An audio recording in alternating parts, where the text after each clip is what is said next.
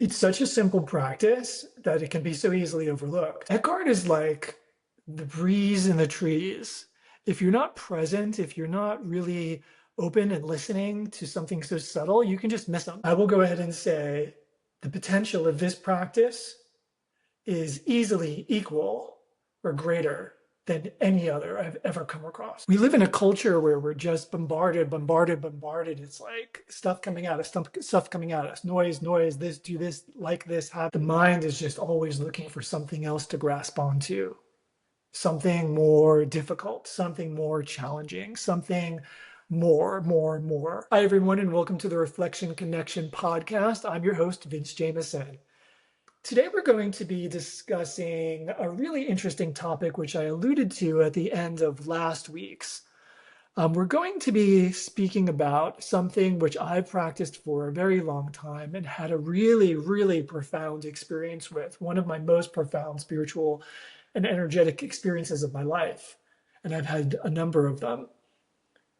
So this episode number 4, and we're going to title it The Most Profound Practice.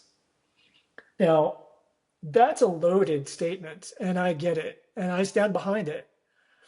I'm not looking to create a hierarchy with that statement. I'm not looking to say this is better than that, this is higher than that.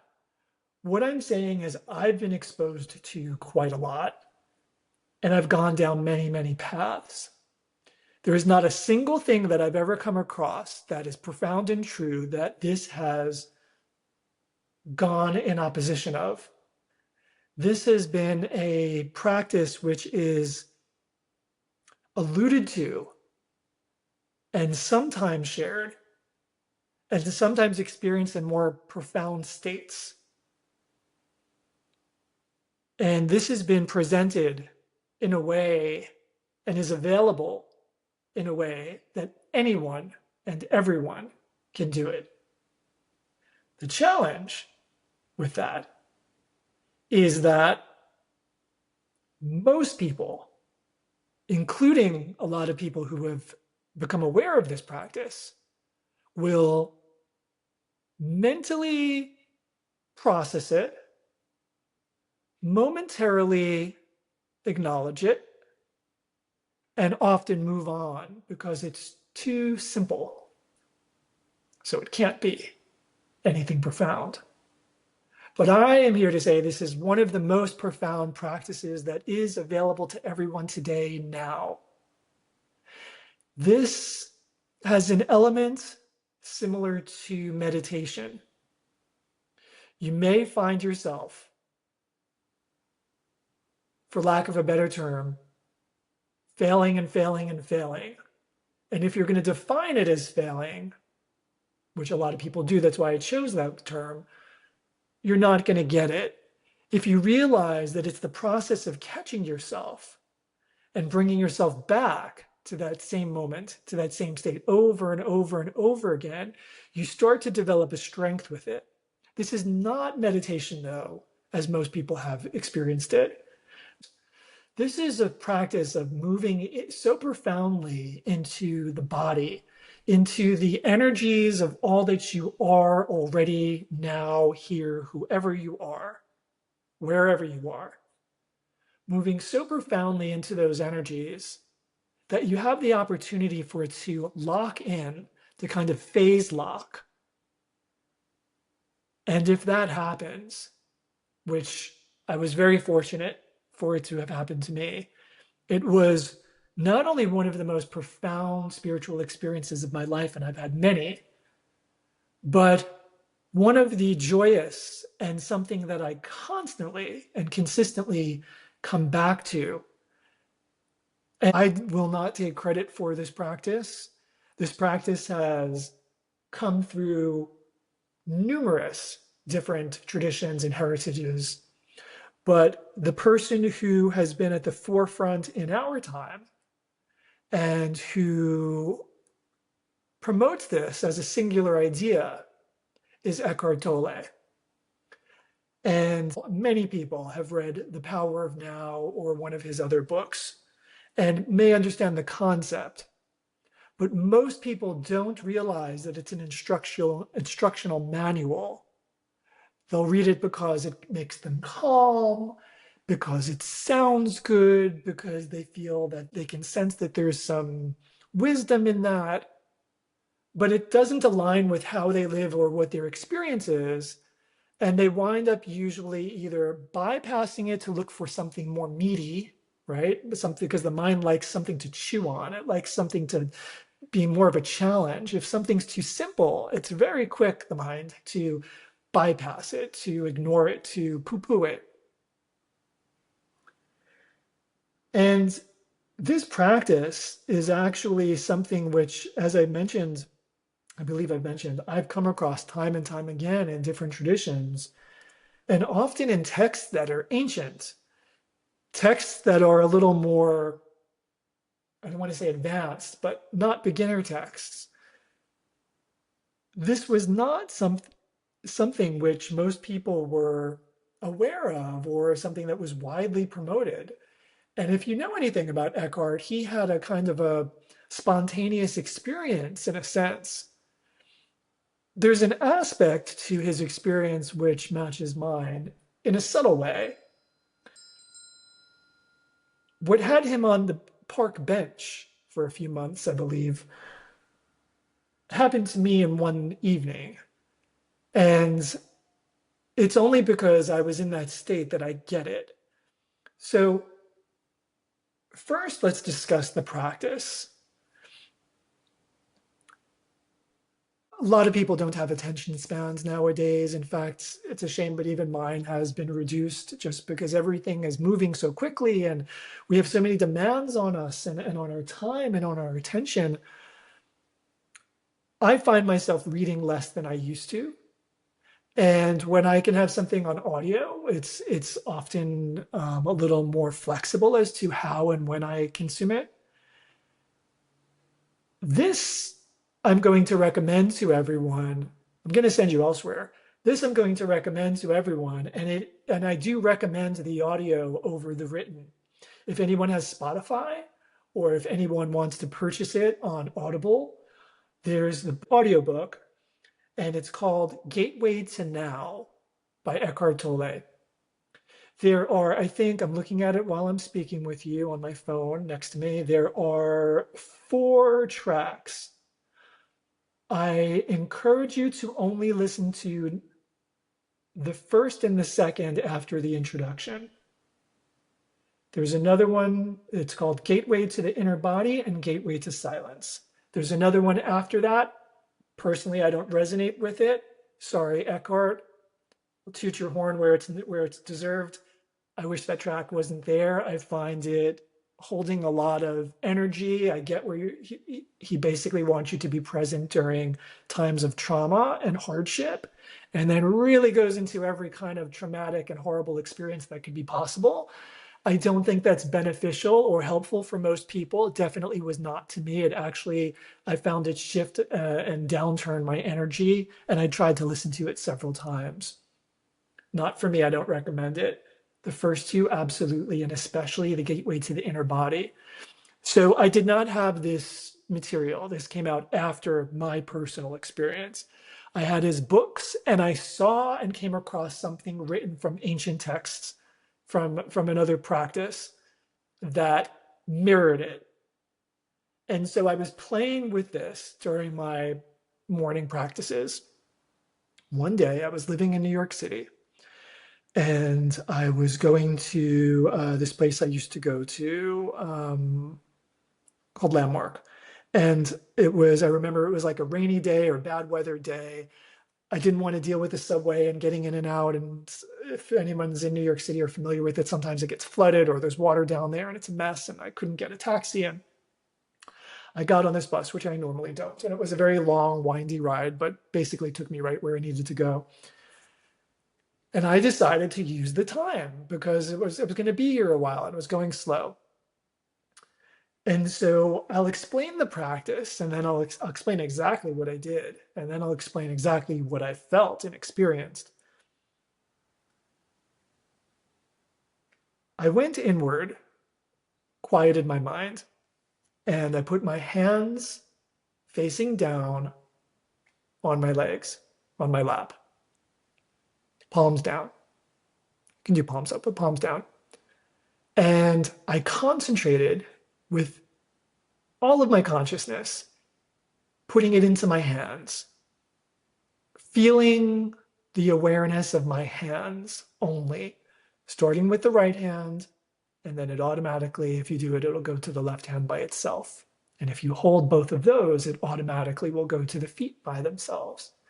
And if you continue holding that without breaking your concentration, you can then bring the awareness up your arms and up your legs. And if you can continue holding that, all of that together as one sensation, you can lift it. He doesn't give you this instruction. I'm giving you this instruction before you've even gotten the rest of it. You can take it and bring it up through your central channel. So basically, you can take it from your legs, up your thighs, around your butt, okay, up your back, over your back, up, over your head, down your face and your front, down your throat, chest, stomach, pelvis, and through. When you create that loop, you're in basically like a bubble. He doesn't give this instruction. I've never seen him give this instruction. I found this instruction elsewhere. Only that part of the instruction. I put the two together. I was also at the same time, I came across, I don't know if it was from him or from elsewhere, but the concept of completely letting go of any visual or mental differentiation between what you see. So as we look around, I'm looking at this microphone, or you're looking at me. So you're making a judgment, whether positive, negative, or neutral, about me. You're looking at my glasses. You're looking at a reflection of my glasses, which I see the lights reflecting now. You're looking at the microphone. You're looking at my tchotchkes here, right? You're looking at all these different things. We automatically make reference. Our mind instantly, if we know what it is, labels it, even if it's not conscious, and judges it.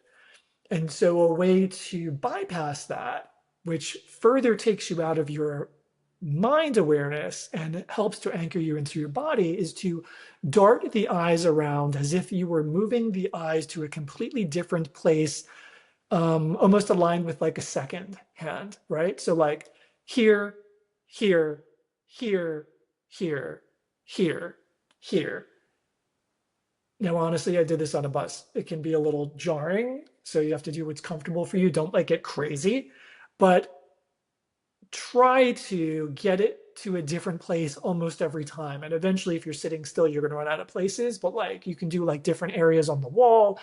You never wanted to rest long enough to have an opinion or to label it or to anything. You're basically almost like, in a sense, you're almost like overriding or like overwhelming the mind through the visual sense, while at the same time, this is a project, while at the same time holding on with everything that you have in your consciousness to the sensations that I described, and not letting them go. Like everything that you are, your consciousness, your full awareness, your full attention is in your hands, and your hand becomes the warmth of your hand.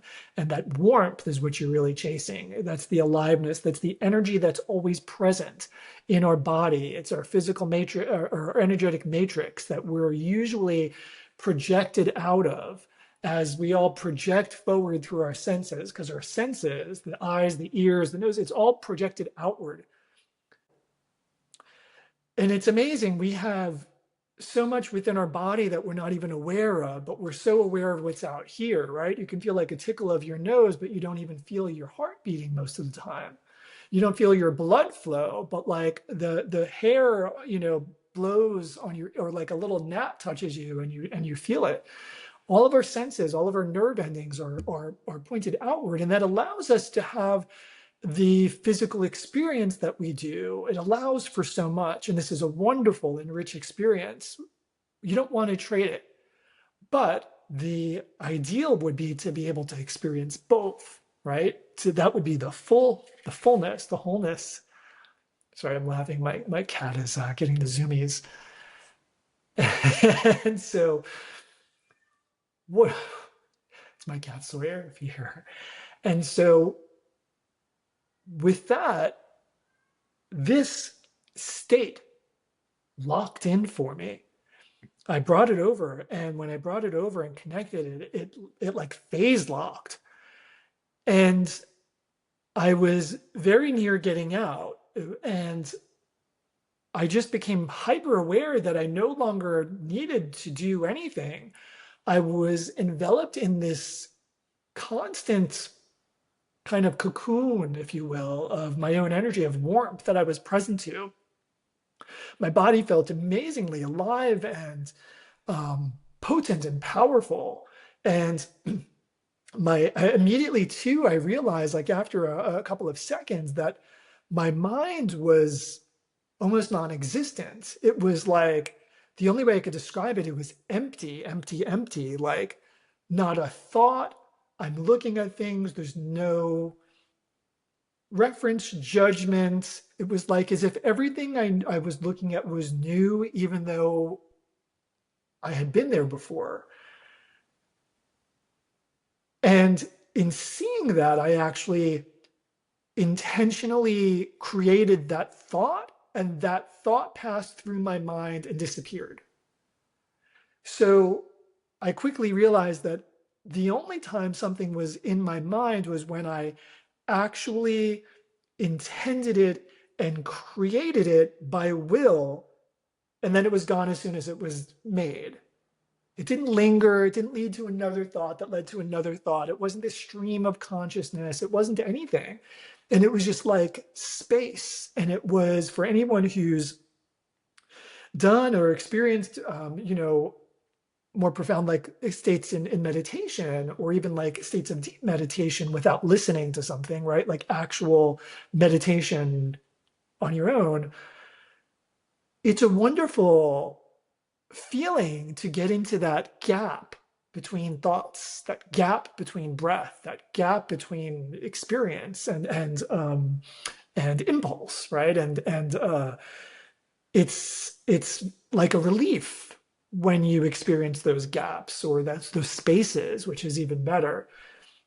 But this quickly became something else. I mean, a minute or two passed like it was nothing, and it was just it was nothing. It was the breeze that I heard outside. And I was so hyper present to everything that was going on in the environment. So I'm off the bus now. I've gotten off the bus. And I'm walking on a street that I had walked on 100 times before, to a destination that I had been to and countless times.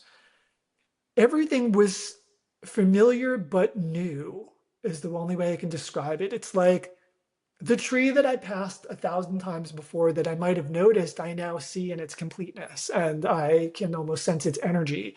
And the streets that are filthy, and the whatever it is that I normally would be like, oh, I don't like this, or whatever.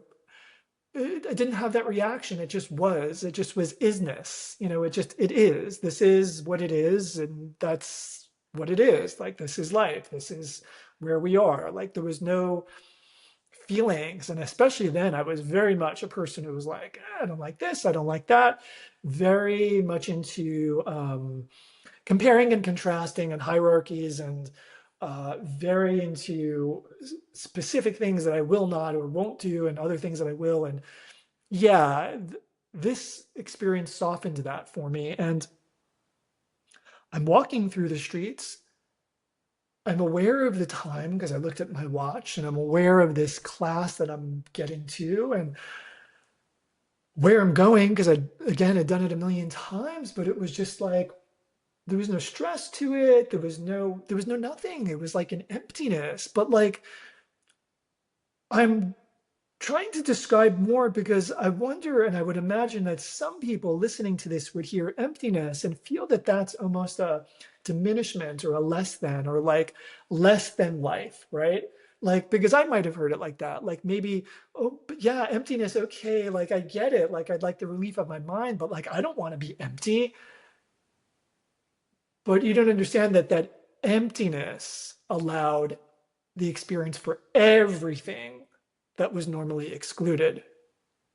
And so, in that emptiness of the noise and the chatter and the judgment and the was space that allowed for the experience and the awareness of like everything at once. And so, yes, I'm in New York City, like around rush hour, there was like a lot of noise, and a lot of the noise is not pleasant to most people's, idea of what pleasant is. But it wasn't unpleasant. It was just there. And it's difficult to describe. I often say it's really hard to sometimes describe like concepts that are outside of time and space, and concepts that are energetic in a kind of a linear logical way, because they don't flow in a linear logical way. That's not how they come. And so I'm walking and I'm feeling overall blissful, and I'm feeling overall like powerful, but not needing power, but just like I can do and be anything. And but not even with that thought process. It just was like it was just a wasness. It was like I'm experiencing all that I am and all that is, but I wasn't attached. I was actually hyper present to everything. Like I noticed everything, like a piece of paper blew. Like I probably would have noticed, like, I don't know, a hair in the wind. It was just like everything I was very, very aware of, and I could feel it as much as I can sense it and hear it and smell it and taste it and available to touch. And I go into this class that I was in the middle of the course for, and I step in, and I had gotten there late, and so there weren't people in the hall or anything like that. And I walk into the class and I sit down, and I'm just looking around, and I'm observing and I'm observing and I'm observing. And all of a sudden, I just was like, I don't need this. And I look around and I looked at the clock and I saw the break was coming up in like 5 minutes. And so I decided to be respectful and wait. And I waited for the break, and I got up and I went to the instructor and I said, I'm going to be leaving right now. I just wanted to share with you. I feel, I don't need this. And they were very familiar with me. And not only had I been part of the class, I was actually running a group in the class, and I actually was a kind of a fixture in that establishment. And the only thing that I can describe is in that moment, I was hyper aware of everything that I needed, and I was hyper aware of everything that everything that I could need would be available to me. And I didn't need that. And it was almost like unnecessary, and I wasn't feeling resonant with it. And it was just like, no.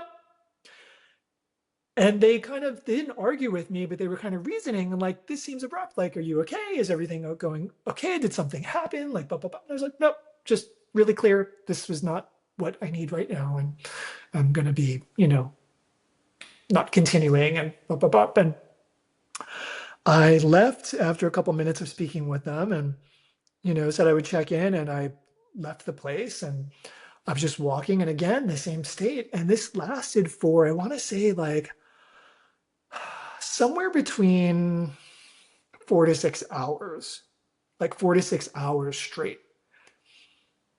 And then similar experiences. I'm going in the subway. The storm had passed. I'm going in the subway. It's like filthy. It's dark. It's like, some man in the corner doing nasty things. Anybody who's familiar with New York City, it's like you see everything. And I was seeing everything. But it didn't have the impact. It didn't have the same sense. And still, I was in this blissful state, just acknowledging what is, and not a single thought coming through my mind. And I started making my way home. And it wasn't until I was probably like, I want to say 15 minutes from being home, that I really started to toy with it. And I started prodding, trying to push mentally against the edges, trying to see what this was, which has now lasted a number of hours. So this was no longer new. This was like, is this the new normal? This is great, but what is this? And I was like pushing it, and I was again willfully thinking and willfully like, what am I feeling? And what is the extent of this? And what are the boundaries of it? And I'm like, like almost like pushing against this like bubble that I had created to the point that I did pop it in a sense. I did somehow unravel it. And it just unraveled like in instances. And all of a sudden, there I am, like mental me. And I was, as I said, not, far from home. Got to my house, but it was back to normal. And I was like, that's crazy. This was really interesting. And I wrote about it in my journal and did my thing, went, got ready for bed, went to sleep, figured I'd pick it back up in the morning. Was not able to pick it back up in the morning. Thought I would just slip into it, was not able to slip into it. I have had numerous experiences again with this, achieving this state. It's only locked in for minutes at a time since. Sometimes longer. Actually, there was another time where it locked in a lot longer, but numerous times. And even if I had only experienced that, it's still quite profound. So with these kinds of things, there's the ancients conversation of like, you're not to chase, you're not to chase like the thing, right? You're not to chase the state. You're to just keep on doing the practice. And in our culture in modern day, we're so geared towards being goal oriented and we want to get there and we want to do that and we want to have this and we want to experience that. And in doing so, whatever it is, this will bring me happiness, joy, fulfillment, whatever. Well, a lot of people are aware that that's not often the case because there's always something else. And the same thing exists in spirituality and in the most exotic practices that there are. There's always another place, there's always another level. And beyond this life, there are other levels, right? And so that's not the goal of this. There's a part of me that has often thought if I could only recreate that state and lock it in again, everything would be perfect. Just being honest. And I don't discount that. But what I've come to realize over the years since is I think that that's the exact reason why it doesn't lock in the same way. We're not here to not have life. And this, I don't want to sound judgmental, but I'll say effing disgusting. You heard me? Effing disgusting tradition of reducing and diminishing the wonder and the beauty that life is by pointing towards the chaos and the ugliness that men make, and then saying you need to escape this by doing X, Y, and Z. So follow this one or that one or me. This has gone on for too long. There are few cultures in the world who have escaped this, mostly because they have been in places that have been destinations that were not accessible.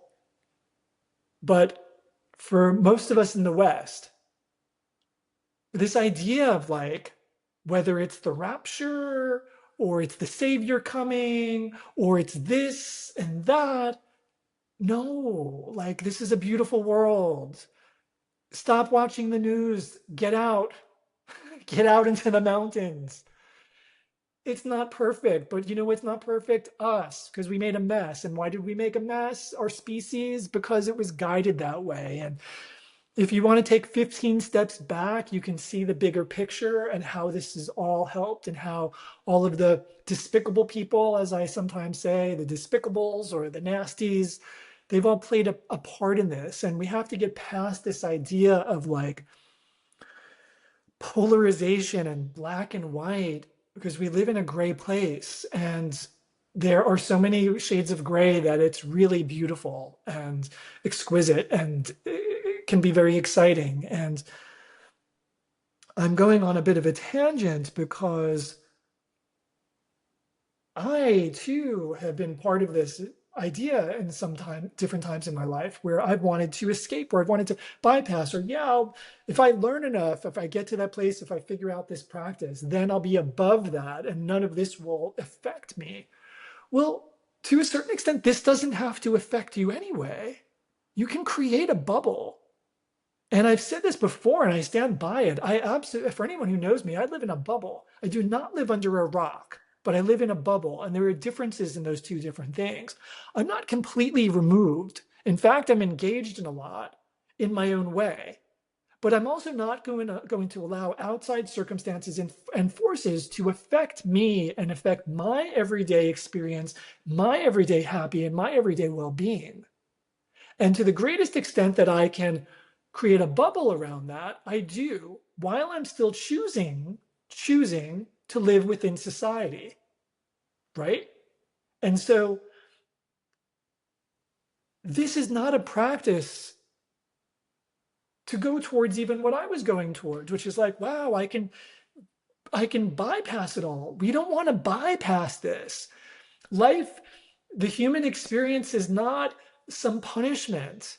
It is like winning the lottery. And I've heard this used before, and it's true. It's really like there are a, 1,000 people probably lined up who would love to have your exact experience, warts and all, problems and all, horrors and all, pain and all, difficult childhood, whatever your experience was, the horrors, the worst of it, that and how you look and how you're aging and everything else and all your whatever money or romance or uh, you know depression or addiction or whatever else you might have dealt with or are dealing with.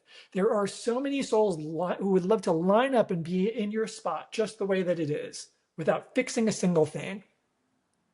But we think that we want to bypass this and we want to get to this place of like blissfulness. But if you even just think about it, even if you bypass the heart and you just go logically, blissfulness would probably get pretty damn boring after a while. You have a century of blissfulness. My God, how boring. I don't know. I lived in San Diego for a while. The weather's amazing. It's usually rated number one or number two. San Diego and Santa Barbara in the United States are go back and forth as to who has the best weather. They're basically the same. It's a degree difference every day. Sometimes one is more foggy than another. There's a point where, for me, it took 7 years, but there's a point where it's like, okay, I kind of want something a little more dramatic. And you have options out there as well, right? You can go to the mountains or elsewhere. But my point in saying that is when we're in severe places, we want to get to a place of stillness and peace and harmony, and that's valid. But if all you had was peace and harmony, you probably want to get into a place with a little more chaos because it's interesting and it offers a lot of different perspectives and a lot of stimulation. Kind of like people who live in the city, and I didn't live in Manhattan, I didn't grow up in Manhattan, but I basically put myself there from teenage years through my 30s.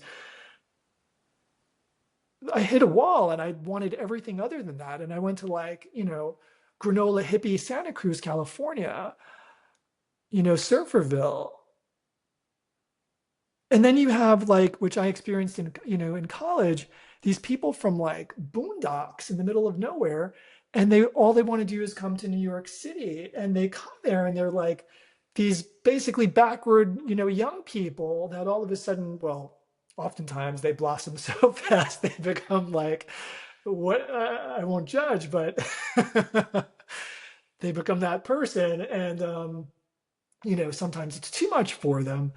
But I think there's this natural inclination, and sometimes many of us, me especially, I have had to go from extreme to extreme to extreme to kind of find my sweet spot in the middle, my Goldilocks spot.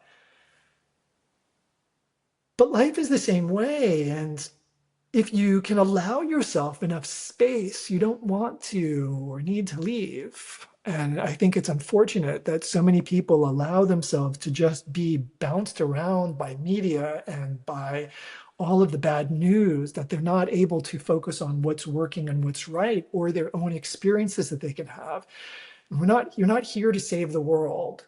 You're here to do your part. And if there's something that you can do that can shift the world and make it better, 100,000%, you run towards that if that's true to you. But that's not like an obligation of yours.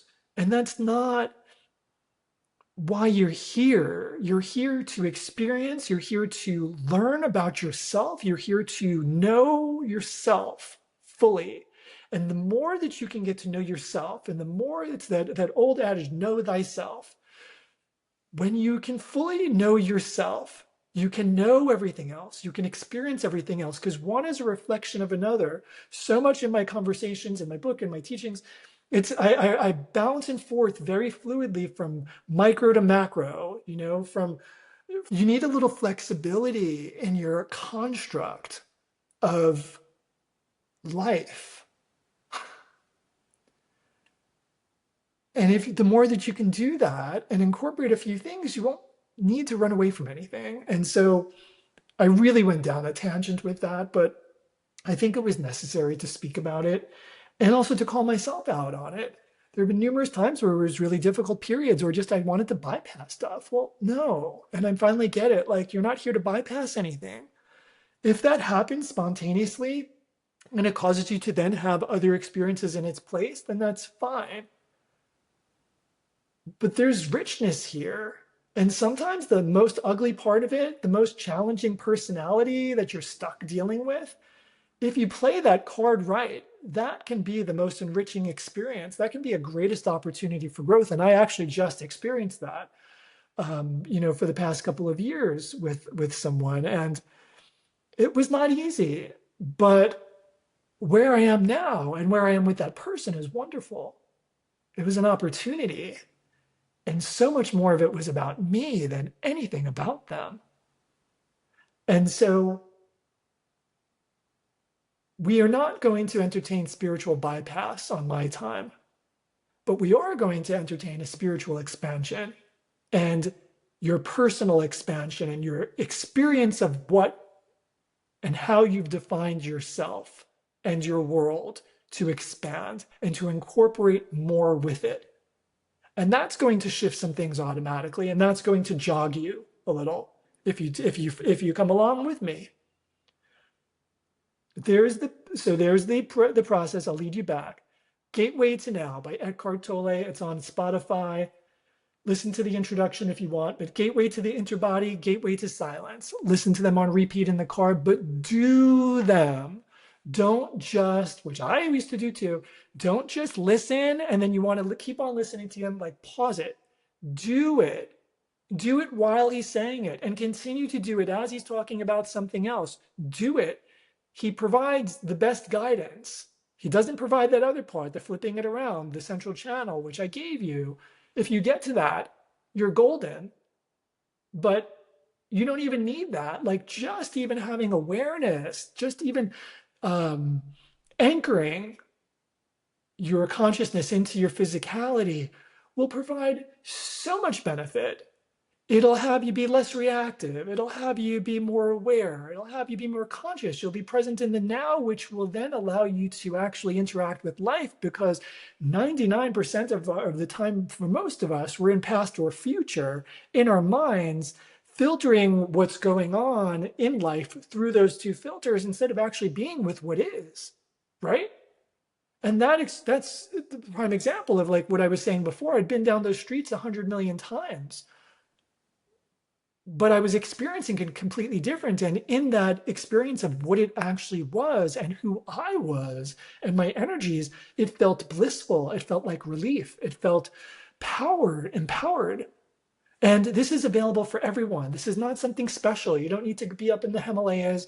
You don't need to wait 100 years to learn something, but you do need to keep on trying. You can't expect everything to always, it might happen in an instant. It might be like halfway through and it just happens for you. Don't even chase that happening. Don't chase me and what I had and what I shared. Be present and lock that in. Lock in the idea that I'm going to connect and anchor my awareness, my consciousness into my physical energy field every single day. And I'm going to try to do that more and more. And maybe I do that every time I'm in the car, at least. Or I do that when I wake up or before a meal is a wonderful time too.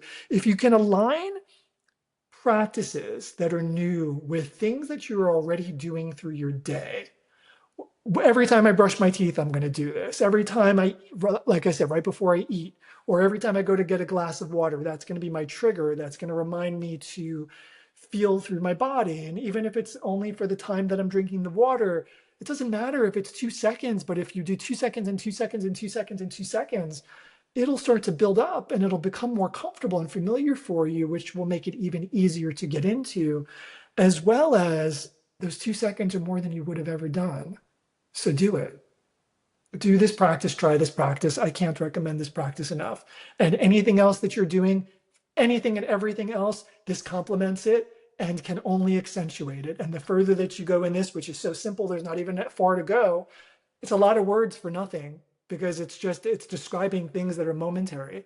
But the further that you can go into this, the better anything and everything, whether you're wanting to use it for your creative practice, whether you're wanting to interpersonal relations, connecting with the universe, work, music, anything, just being at peace. Shift this if you're pressed for time and you can't imagine spending any other time. Shift this and make this your meditation practice or your still time practice. Eliminate the noise though. Listen to these recordings, but then quickly let go of them because you want to do this without hearing something. You want to do this without always being guided. Guided meditations have their place, but then they should be bypassed. You should be able to do it on your own. They shouldn't be a crutch. They should be a support. Okay? Didn't mean to sound preachy there, but I just want to, there's a lot of misinformation out there and a lot of people who are kind of just putting a lot of emphasis and expending a lot of energy on things that just are disappointing afterward. So I hope this was helpful and inspiring. Go check it out. I thank you for joining me. If you've enjoyed this episode, be sure to subscribe, like, star, rate, whatever you want to do. Until next time, I'm Vince Jameson, and reminding you of all that you already are and all that you are already connected to. Until then.